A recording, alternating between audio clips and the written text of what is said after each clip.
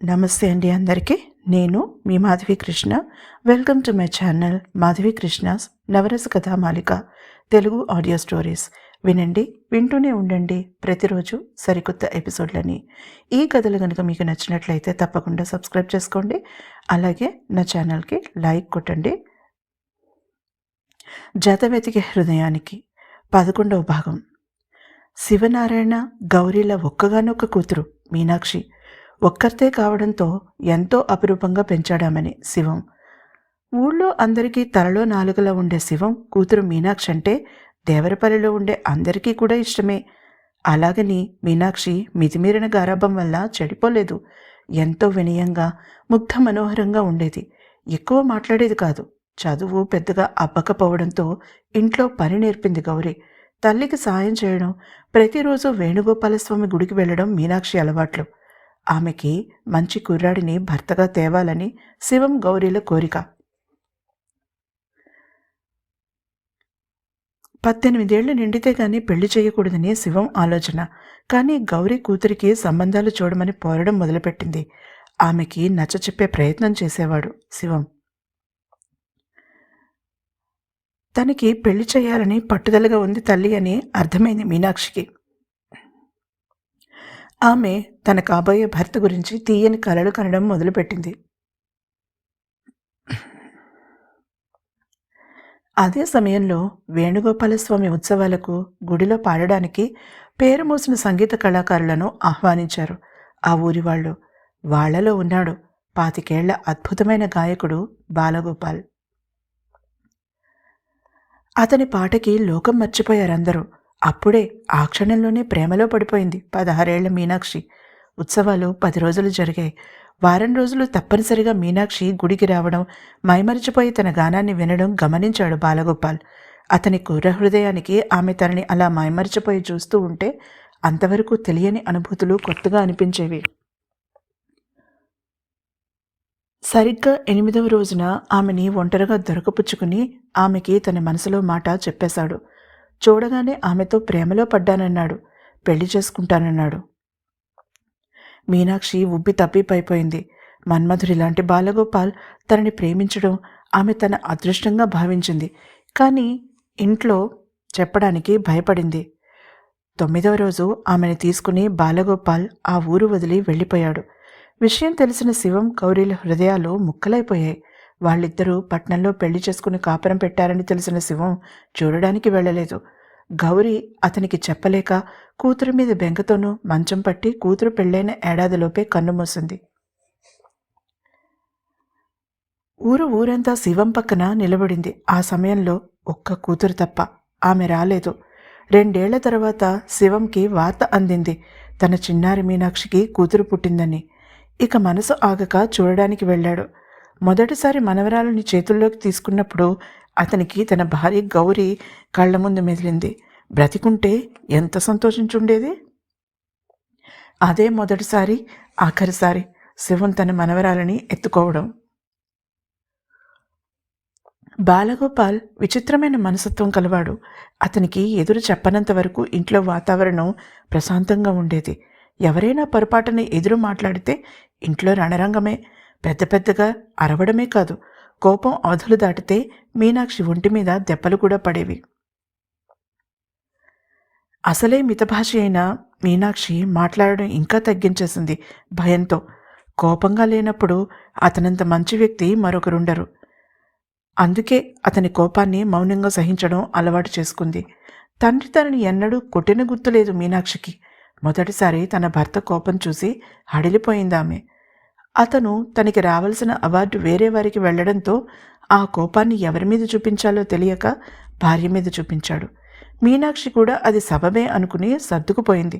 దానిని displacement of anger అంటారని ఆమెకి తెలిసే అవకాశం లేదు. కూతురు పుట్టాక తనకిష్టమైన రాగమైన ఆనంద భైరవిని పేరుగా పెట్టుకున్నాడు బాలగోపాల్. మీనాక్షి కేవలం పాపకి పాలు పట్టి స్నానం చేయించడం వరకే. ఆ తర్వాత పనులలో ఆమెను దూరనిచ్చేవాడు కాదు అతను.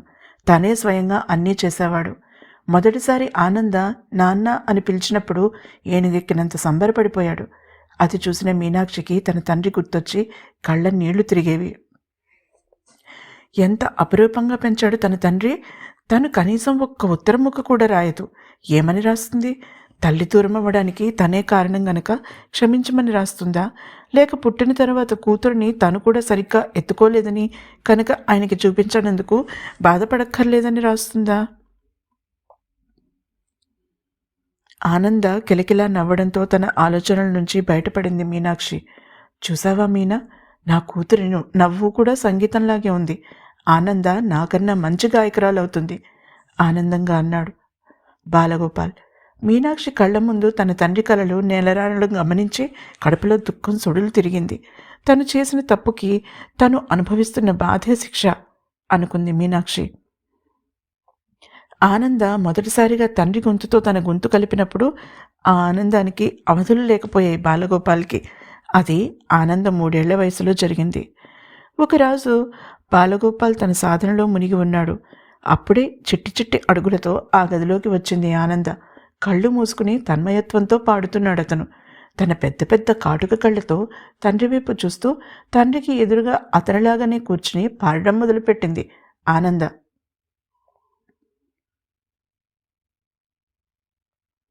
అడిలిపోయింది మీనాక్షి. అతను సాధన చేస్తున్నప్పుడు భార్యతో సహా వేరే ఎవరికీ ఆ గదిలో ప్రవేశం లేదు. ఇప్పుడు కూతురలా వెళ్లేసరికి అతను ఏమంటాడో అని వణికిపోయింది. కానీ ఆమె ఊహించిన దానికి విరుద్ధంగా ఉంది అక్కడి పరిస్థితి. కళ్ళు మెరుస్తుండగా బాలగోపాల్ తన కూతురిని తన ఒళ్ళో కూర్చోబెట్టుకుని ఆమెకు మొదటి పాఠం నేర్పాడు. ఆ రోజు మొదలు ఆనంద జీవితంలో విపరీతమైన మార్పు చోటు చేసుకుంది. రోజుకు 4-5 గంటలు తండ్రి ఒళ్ళో కూర్చుని సంగీత సాధన చేయడం అందులో ముఖ్యమైనది. తండ్రి సంగీత కార్యక్రమాలకి ఊరు వెళ్ళినప్పుడు ఆనంద తండ్రి మీద బెంగతో బాగా ఏడ్చేది. మీనాక్షి ఎంత ప్రయత్నించినా ఊరుకునేది కాదు. అతను తిరిగి వచ్చే టైంకి చిక్కిపోయి అతన్ని ఖర్చుకుపోయేది ఆనంద. ఒక్క పిల్లని కూడా సరిగ్గా పెంచడం చేత కాదని ఆమెని విసుక్కునేవాడు బాలగోపాల్.